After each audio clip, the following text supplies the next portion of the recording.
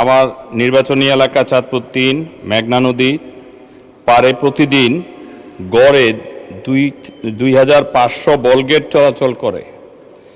বলগেট সাধারণত বালি পরিবহনের কাজে ব্যবহৃত হয়।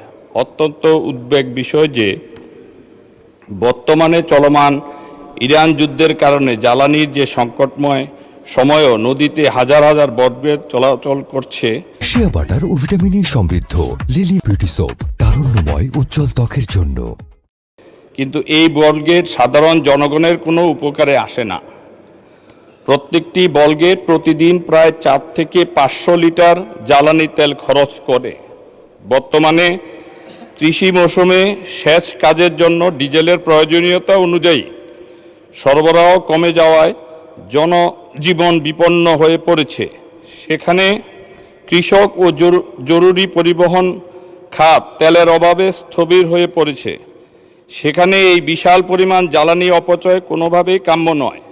জনস্বার্থ রক্ষার্থে এবং জ্বালানি সাশ্রয় নিশ্চিত করতে এই সংকটময় সময়ে বালি পরিবহনে নিয়োজিত বলগেটগুলোকে সাময়িকভাবে তেল সরবরাহ বন্ধ রাখার জন্য আমি মাননীয় বিদ্যুৎ প্রতিমন্ত্রী ও খনিজ সম্পদ মন্ত্রী মহোদয়ের দৃষ্টি আকর্ষণ করছি। মাননীয় স্পিকার,